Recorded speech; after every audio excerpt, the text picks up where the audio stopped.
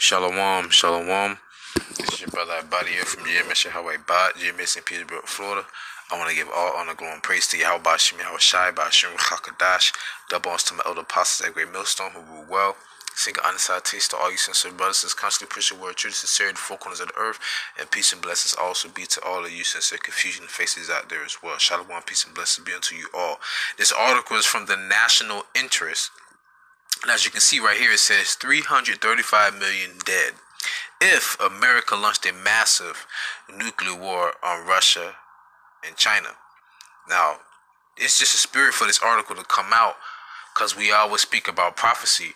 And, you know, one of the major prophecies, you know, other than the RFID chip being the mark of the beast, it's also going to be America being bombarded, all right, with over 200 million missiles, all right, pertaining to Revelation, the ninth chapter.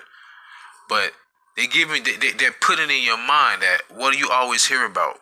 You always hear about nuclear war. You're always hearing about, oh, this country's nuclear weapon program need to stop, or this country is producing nukes, this country's testing missiles, and the Bible speaks about these things, but the mind of the people, like it doesn't matter to them. You know, it doesn't bother them. But so the spirit and prayer, how about YAHAWASHI? We're gonna correlate this article with the scriptures, all right? So it says, overall, an all-out U.S. attack on the Soviet Union, China, and satellite countries in 1962 would have killed 335 million people within the first 72 hours. Now, this is just hypothesis, but at that time, you know that Russia and America were two powers that had that, or the two world powers at that time that had that capability. But now, those who are weak, those other nations, now they have nuclear capability. You have, if I'm not mistaken, I know Iran, all right, you have India. I mean, France is a part of EU, but still, you know, North Korea, China, you know, Russia. Well, Russia, you know, they're Edomites, of course, including France, but these smaller countries too, they have an advantage just like America does, all right? So it says, it is no exaggeration to say that for those who grew up during the Cold War, all-out nuclear war was the ultimate nightmare. All right, that's beautiful because the Lord, the Heavenly Father, man, is going to bring evil amongst the people that they will not be able to escape. See, a lot of people think that they don't have to listen to the men of the Lord. They don't have to listen to what the Bible has to say. Like I always say, the Lord's going to bring it to your front door like you ordered it. And when the Most High have those rebuking flames of fire, man, that's gonna be heavy amongst the people, man. That's something that Lord's gonna bring an evil amongst you, man, that you can never imagine. I don't care if you're afraid of spiders. I don't care if you're afraid of the ocean. All right, I don't care if you're afraid of the sun. Man, don't nobody want to go against thermonuclear warhead. This is Jeremiah 11:11. Therefore, thus saith the Lord, behold, I will bring evil upon them, which they shall not be able to escape. And though they shall cry unto me, I will now hearken unto them. Now, you can use that for the martial law that's about to come up, you know, the race wars and everything. But imagine that even when your body is being consumed, all right, while you're standing upon your feet, and there's nothing you can do about it. I'm talking about it's coming, and you can't run from it. And tell you right here as well, the prospect in the article, the prospect of an ordinary day interrupted by air raid sirens, klaxons, and the searing heat of a thermonuclear explosion was a very real, albeit remote possibility. You heard what it just said? It's a searing heat of a thermonuclear explosion. You sear a steak, all right? But the heat is going to sear your skin. You understand that? That's a power that you cannot... That's a power you can't defend against. Who you know that they can BIC for 40 days, man? Nothing to eat. And it's raging water. And what happened during the flood? No one was able to escape that unless the Lord put you on that ship, which is basically Noah, his wife, and his 3 sons and their wives. 8 people. Zechariah 14:12. This is their ultimate nightmare, people. And this shall be the plague wherewith the Lord, YAHAWASHI, will smite all the people that have fought against Jerusalem, which would be the so-called Negro Latinos and Native Americans. This is not talking about those fake Jews that's living in Israel right now. Their flesh shall consume away while they stand upon their feet. Don't that sound like Sarah Connor? Don't that sound a little bit like Sarah Connor on that the second Terminator? When she was at the fence? Alright? Their flesh shall consume away while they stand upon their feet, and their eyes shall consume away in their holes, and their tongue shall consume away in their mouth. That's what this is talking about. A thermonuclear explosion while you stand upon your feet. Alright? It says the television shows such as The Day After and Threads realistically portray both a nuclear attack and a gradual disintegration of society in the aftermath. First and foremost, there's not going to be no gradual disintegration. Alright? None of that. The Lord's going to do, the Lord's going to destroy land masses. You understand that? That's exactly what the Lord is going to do. Matter of fact, through the Spirit, we go to Isaiah really quick. Because see, Esau, that's why the scripture says, their in, what is that? Psalms 49:11 says, their inward part is that their houses shall continue forever. That's what Esau them envision in their mind that's going to happen. You know? Esau, man, lost his mind. So, like, let me bring this out real quick.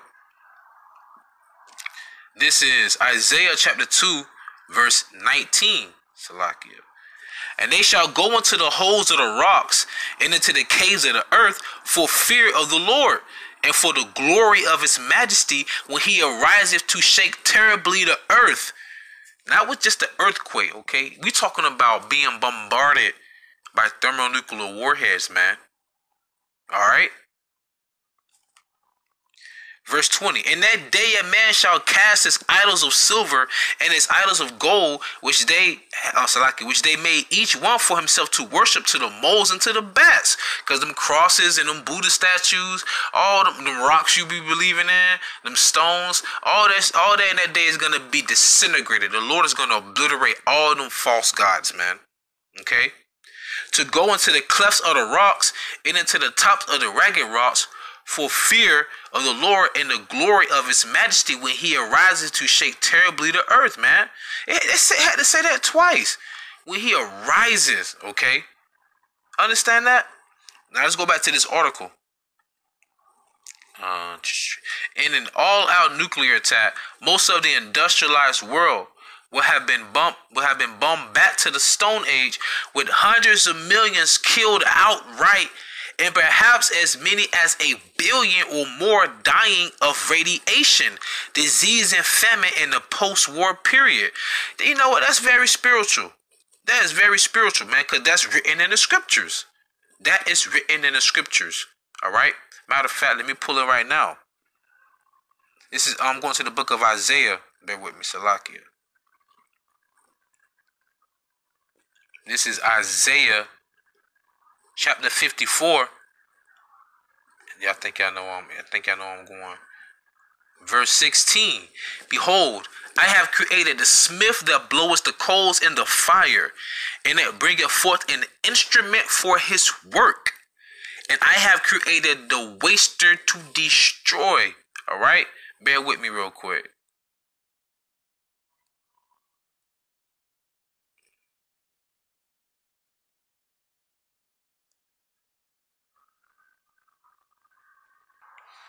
Salakia, here we go. Listen to this. Isaiah 54:16. Behold, I have created the smith that bloweth the coals in the fire. A smith is someone that uses the fire like for metal, so that they can actually make weapons or instruments. Alright? So in other words, listen to this. Behold, I have created a smith that bloweth the coals in the fire, like a locksmith or a blacksmith, a gunsmith, and that bringeth forth an instrument for his work. And I have created the waster to destroy.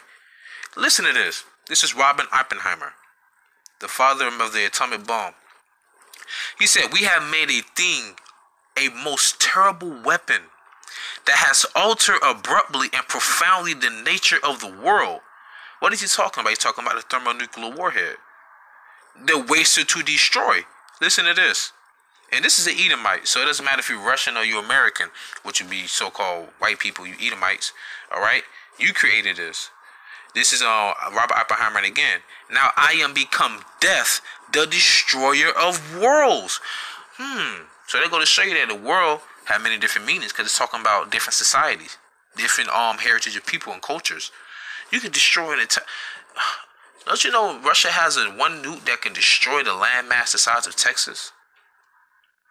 Come on, man. Now I have become death.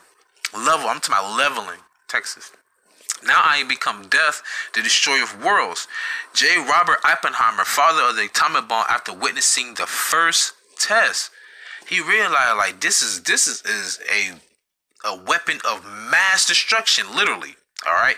I don't know what your boy George Bush was talking about, but anyways though, these are weapons of mass destruction. Satan trying to present himself. All right, I'm gonna read it one more time. It says, with hundreds of millions killed outright, and perhaps as many as 1 billion or more dying of radiation, disease, and famine in the post-war period.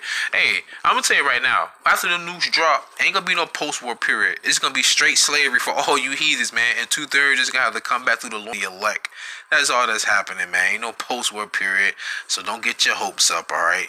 This is Isaiah chapter 66, verse 15, all right? And it goes on to say, for behold, the Lord will come with fire, and with his chariots like a whirlwind, to render his anger with fury and his rebuke with flames of fire. All right, the whirlwind is what? Them chariots, and that fire is gonna be what? Also, them laser beams coming from the chariots, and also the chariots are gonna be amongst those missiles, man.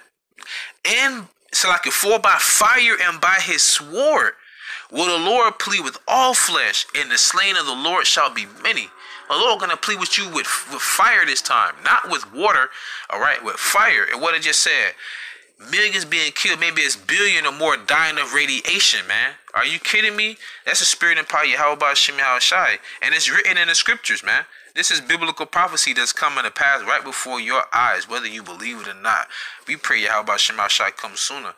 Listen to this. 2 Peter, I'm going to close out with this precept. 2 Peter chapter 3, verse 7. But the heavens and the earth, which are now by the same word are kept in store, reserved unto fire against the day of judgment and perdition of ungodly men.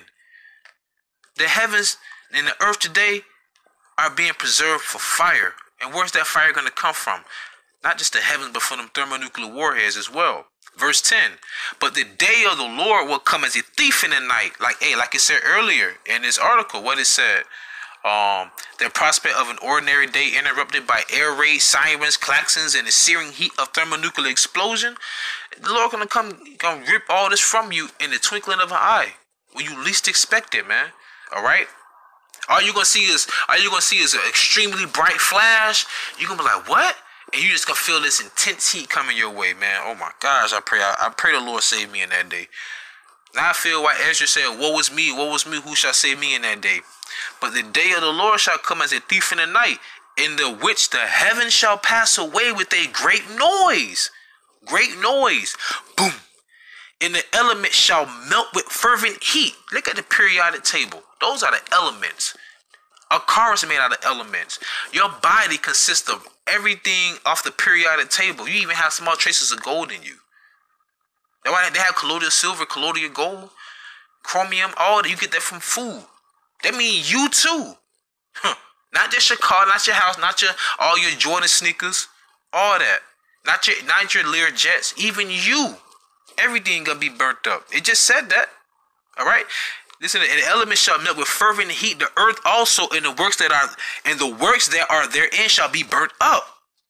And I'm gonna close out with this. Seeing then that all these things shall be dissolved, what manner of persons ought ye to be in all holy conversation and godliness, looking for and hastening to the coming of the day of Yahawah Ba'ashim Yahawashi Ba'ashim Kodash, wherein the heavens being on fire shall be dissolved, and the elements shall melt with fervent heat, man. And we just pray that the Lord save us in that day and keep us from the evils to come. All right. And with that being said, I want to give all honor, glory, and praise to Yahawah Ba'ashim Yahawashi Ba'ashim Kodash. Double honors to my elder apostles from the great millstone who rule well. I'm seeing all the salutations to all you sincere brothers, man. All right, peace and blessings to the sincere men, women, the church that consists of the 1/3. Peace and blessings to the confusion faces out in the four corners of earth, man. I can always say, man, ask for forgiveness, pray without ceasing, stay humble, remain diligent, and I say.